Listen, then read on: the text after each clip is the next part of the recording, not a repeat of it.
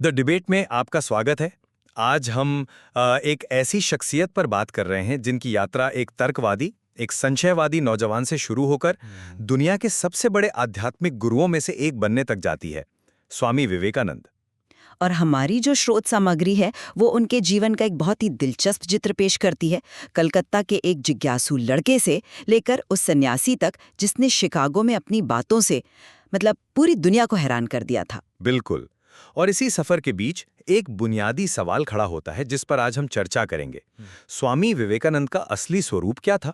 क्या वो मुख्य रूप से एक आध्यात्मिक गुरु थे जिनका मकसद पूरी मानवता को एक आध्यात्मिक चेतना देना था, या फिर वो एक राष्ट्रवादी समाज सुधारक थे जिनका पहला और आखिरी मकसद भारत को उसकी सामाजिक और राष्ट्रीय कमजोरियों से उभारना था? मैं ये पक्ष रखूंगी कि वो मुख्य रूप से एक राष्ट्रवादी सुधारक थे, और मैं ये तर्क दूंगा कि उनकी नींव और उनका लक्ष्य दोनों ही पूरी तरह से आध्यात्मिक थे। देखिए, विवेकानंद की पूरी जिंदगी ही एक आध्यात्मिक खोज थी। उनका जो सबसे बड़ा सवाल था वो क्या था? क्या आपने ईश्वर को देखा है? और यही सवाल उन्हें श्री रामकृष्ण परमहंस तक ले गया, जहां उन्हें, जिसे हम कहते हैं, परम सत्य का अनुभव हुआ। उन्होंने जो रामकृष्ण मिशन बनाया उसका सिद्धांत ही है आत्मनो मोक्षार्थम जगत हिताय च, यानी पहले अपनी आत्मा की मुक्ति और उसके बाद ही जगत का कल्याण। समाज की सेवा उनके लिए उस आध्यात्मिक सत्य की ही एक अभिव्यक्ति थी कि हर जीव में शिव का वास है।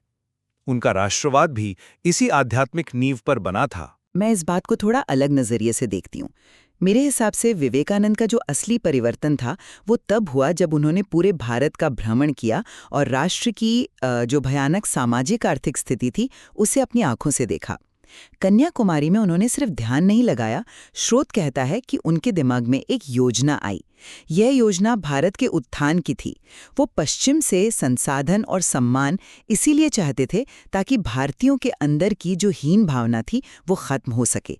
उनका युवाओं को दिया गया नारा कि अगले 50 वर्ष तक भारत माता ही तुम्हारा एकमात्र ईश्वर हो, ये उनके राष्ट्रवादी एजेंडे को बिल्कुल साफ कर देता है। आपने कन्याकुमारी की घटना का जिक्र किया, लेकिन क्या वो एक आध्यात्मिक संकल्प नहीं था? उन्होंने 3 दिन और 3 रात भारत के अतीत, वर्तमान और भविष्य पर चिंतन किया। यह एक बहुत गहरी आध्यात्मिक अनुभूति थी, न कि कोई राजनीतिक रणनीति। ये एक दिलचस्प बात है, पर मैं इसे अलग तरह से कहूंगी। स्रोत साफ कहता है कि उन्हें एक योजना सूझी और उन्होंने महसूस किया कि भूखा आदमी तत्वज्ञान नहीं पचा सकता। यह एक व्यवहारिक सुधारक की सोच है जो यह समझता है कि आध्यात्मिक प्रगति के लिए भौतिक कल्याण जरूरी है। उनका लक्ष्य बहुत स्पष्ट रूप से अपने देशवासियों की पीड़ा को दूर करना था। तो फिर शिकागो में उनके भाषण को लेते हैं। उनका संदेश सार्वभौमिक स्वीकृति का था, जो वेदांत का एक मूल आध्यात्मिक सिद्धांत है। वो दुनिया को एक आध्यात्मिक सत्य सिखा रहे थे। लेकिन उस भाषण का सबसे बड़ा प्रभाव क्या हुआ?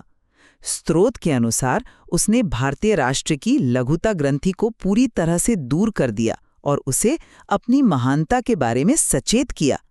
ये एक राष्ट्रीय मनोवैज्ञानिक जीत थी जिसे एक आध्यात्मिक मंच का उपयोग करके हासिल किया गया था।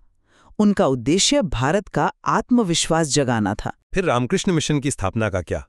वो एक मठवासी संघ है, कोई राजनीतिक संगठन तो है नहीं। उसका आधार ही है शिव ज्ञाने जीव सेवा, जीव की सेवा को शिव की पूजा मानना। ये तो कर्म को आध्यात्मिकता से जोड़ने का एक तरीका है।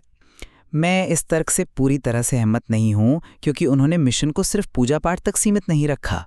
उन्होंने तकनीकी शिक्षा, वैज्ञानिक सटीकता के साथ इतिहास अनुसंधान और जाति प्रथा जैसे भारतीय प्रगति में अवरोध पर प्रहार करने पर जोर दिया। उन्होंने तो खुद को एक समाजवादी भी कहा। यह सभी एक दूरदर्शी समाज सुधारक के काम है जो राष्ट्र के पुनर्निर्माण के लिए हर संभव उपकरण का उपयोग कर रहा था। अंत में मेरे लिए विवेकानंद का राष्ट्रवाद और समाज सुधार उनकी गहन आध्यात्मिक अनुभूति से ही उपजा था। वो हर व्यक्ति में दिव्यता देखते थे और इसीलिए उनकी सेवा करना उनके लिए सर्वोच्च आध्यात्मिक कर्तव्य था। उनका राष्ट्रवाद भारत को एक आध्यात्मिक प्रकाशस्तंभ बनाने की दृष्टि से प्रेरित था। और मेरे विचार में विवेकानंद ने भारत की निराशाजनक स्थिति को देखा और उसे बदलने के लिए अपना जीवन समर्पित कर दिया। उन्होंने महसूस किया कि आध्यात्मिकता वो सबसे शक्तिशाली शक्ति थी जो एक बिखरे हुए राष्ट्र को एकजुट कर सकती थी और उसे आत्मसम्मान दिला सकती थी। उनका हर कार्य एक राष्ट्र निर्माता का कार्य था, जिसका माध्यम आध्यात्मिकता थी। विवेकानंद की विरासत की जटिलता शायद इसी द्वंद्व में ही है। क्या वो एक आध्यात्मिक व्यक्ति थे जो एक देशभक्त बन गए, या एक देशभक्त थे जिन्होंने आध्यात्मिकता में अपना सबसे बड़ा हथियार पाया?